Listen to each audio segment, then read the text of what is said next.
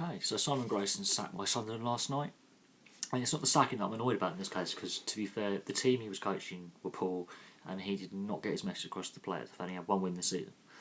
I'm not going to whinge about another sacking, but this is the seventh one in the English leagues alone. There's been several in Scotland. So I said there'll be between 20 and 30 sackings this season. We're around 10, if you count Gordon Strachan of the Scottish national side, Dundee United and Rangers in Scotland. So that's 3 in Scotland, including a national coach. We've had Mark Sampson, the Women's England coach, which is the women's game, but I'm going to go with that, and 7 sackings, including this one, in the English game. So we are on 4. We're on 11 football-related managerial sackings since the start of the season in August. And I predicted 20 to 30 as a rough guess. We're already halfway to 20. So I'm halfway to my prediction. We're at the end of October, beginning of November. The fact he was sacked 15 minutes after the game is the worrying side. I think they had the night were drawn before the game. They were just waiting to decide. They didn't even have time to have a board meeting. I don't know if they had a board meeting before the game to assess the situation, or they were going to say, you're going to be going after this game, we're going to give you another few days of the squad because of the game. They've got a league game this weekend. They now haven't got a manager. So I don't know what's going on with football at the moment. This sacking probably was justified, but then again, Sunderland are in free fall. They've had so many managerial changes. I'm not going to go into it. I lost count. They've had a lot. So if you go from Roy Keane to now, that is a lot of managers. The team have just, when they're in the Premier League, they are struggling to survive in the Premier League, and a club of that size should not be struggling to fend off relegation every season. Some of the defeats they've sustained are thumping defeats, like horrifically bad. There's been times at games where there are many empty seats, and for a club of the North East to have half empty Stadium of Light is worrying, and I've seen that several times in the last, I would say, 10, 15 years, where the stadium it just looks like a ghost town. I'm not saying that's every game, but I remember when Portsmouth beat them in the first time they got relegated from the Premier League and thumped them, I think 4-0 or something, and the stadium was basically empty. It was half full, and Sunderland were thumped that night. And this is going back about 10, 12 years, but yeah, I remember those that season of 19 points and bottom of the league and relegation well before I think about Easter they got relegated that season. So about a month and a half, 2 months left of the season, they were already out. Only one team has done worse than them in the Premier League in a season, and that is Derby County with 11 points. I look at those clubs in the North East, and they've all had very chaotic existences in and out of the Premier League. The one that seems to be the best one is Middlesbrough, and they're the only one to win silverware in the modern era with the League Cup in 2006. So,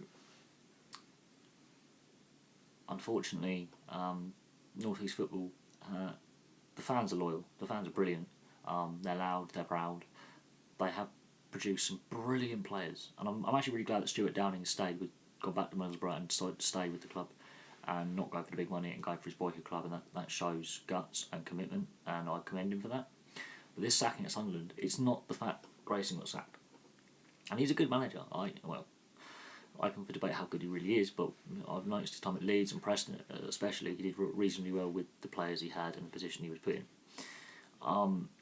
It can't be all on the manager. There has to be some structural change at the club anyway. There needs to be a complete overhaul of Sunderland Athletic Football Club. They need to have a review of the processes they have in place and the structures they have in place, because player recruitment has been mismanaged. The players they've let go cheap, and the players they brought in they've overpaid. Losing players like Julio Arca has hurt them. Not really replacing Niall Quinn and Phillips back when they actually first retired or left the club back 10, 15 years ago. and not really bring through youth players from the local area to get into the squad is a mistake. Asamoah Gyan, the handling of his departure was not well handled. So they've had some heavy, shocking, one-sided defeats as well. And when they got Wes Brown and John O'Shea, they were out cast-offs from Man United really, and they weren't in the best of form when they were picked up. They didn't do very well while they were at the club. Wes Brown especially, he was shocking, and well past their prime. They were really not good players while they were there. They were shocking. Their form was shocking. Lee Catamol, I think, surprisingly, out of all this mess, he's got a fiery temper. He keeps getting sent off a lot. But again, I said this about David Luiz at Chelsea last night. When the team plays well, Lee Catamol doesn't get sent off or doesn't make that rash challenge. When the team is struggling, he's going to fly in more because he's got to lead by example. And that is his character. He is a destructive midfielder. I don't know if Lee Catamol's still at the club. I haven't really followed Sunderland this season. All I know is their results have been pretty poor. They're down at the bottom of the Championship. They've had one win this season. They've had high player turnover over the years. They haven't really kept a good core of the squad together for more than a couple of seasons. Defoe's now at Bournemouth, so a key striking threat up front's gone. Goalkeeping wise, they've had many different blokes in goal, and that's been hit and miss at times. So there are problems with Sunderland. I'm going to leave that there because I don't want to delve too much into all the negatives. Unfortunately, Simon Grayson's been sacked. It's not his sacking that annoys me, it's the way it's been handled. And a lot of things at Sunderland have been handled very, very badly by the board and the backroom staff. The fans, I get your loyal, I get your frustration. I'm not kicking you. I think you guys are brilliant. Your players, whatever you make of them, they're still representing your club and they're trying their best. Or are they? I don't know. Clearly there's an issue with confidence and clearly an issue with like what players should be there and shouldn't be there and what happens. Unfortunately, there's 2 months till the transfer window opens and whoever comes in is stuck with that. You've got a league game coming up this weekend. You haven't got a manager. I think the club have handled the sacking of Simon Grayson shockingly. I'm not going to go. I mean, this is why, again, I want this channel to be more than just football videos and me ranting about another manager getting sacked or a manager getting hired or a club getting slaughtered in the Champions League like Chelsea last night. I want this channel to be more than just football. That's why it's called the Sports Boffin, because I love a lot of sports, and football is at the moment becoming less loved by me every day for reasons like this. A manager's only given 4 months. That's a bit of pre-season, a few pre-season friendlies, and then some league games. And yes, Sunderland have been absolutely battered this season. The thing is, there actually are clubs worse off in various leagues up and down the league structure. If you look at Chesterfield, they have less points.